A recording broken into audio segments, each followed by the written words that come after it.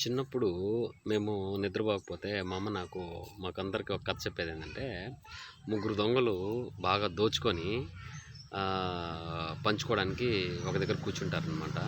కూర్చున్నప్పుడు వాళ్ళ ముగ్గురు కూడా భయంకరమైన ఆకలేస్తుంది. అప్పుడేంటంటే దాంట్లో ఒకరు, "అరే! నేను వెళ్ళి మీకు ఇద్దరికి అన్నం తీసుకొస్తాను. మీరిద్దరు ఇక్కడే ఉండండి" అని చెప్పేసి వాడు వెళ్తాడనమాట. సరే వాడు వెళ్ళేసి అన్నం తినేసి తర్వాత వాడికి ఒక ఆలోచన వస్తుంది. ఏంటంటే, ఒరేయ్!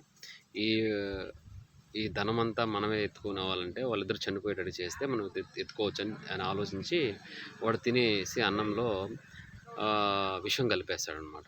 విషం కలిపేసి వాడు తీసుకెళ్తా ఉంటాడు. వీడు తీసుకెళ్ళేసి వచ్చే లోపల అక్కడ వాళ్ళిద్దరు ఏం ఆలోచిస్తారంటే, ఒరే ఈడొచ్చినప్పుడు వాడికి కూడా మనకు ఒక భాగం ఇవ్వాలి కదా! వాడు వచ్చే లోపల మనం ఏం చేస్తామంటే చాటుగా చేరుకొని వాడి తల మీద మనం రాయేసి చంపేస్తే వాడి భాగం కూడా మన ఇద్దరికి వస్తుందని వీళ్ళు ఆలోచించారనమాట.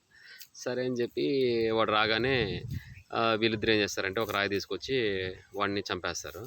సరే ఆకలి మీద ఉన్నారు కదా వీళ్ళిద్దరు ఏం చేస్తారంటే గబగబా అన్నం చేసి వాళ్ళు కూడా చనిపోతారు. సో ఇక్కడ ఒకరిని మనం నాశనం చేయాలనే ఆలోచన వచ్చినప్పుడు అదేవిధంగా మనల్ని వేరే వాళ్ళు నాశనం చేయాలనే ఆలోచన వాళ్ళకు కూడా వస్తుంది. కాబట్టి ఎప్పుడు కూడా నిజాయితీగా బ్రతకాలనేదే ఈ యొక్క మోరల్ స్టోరీ.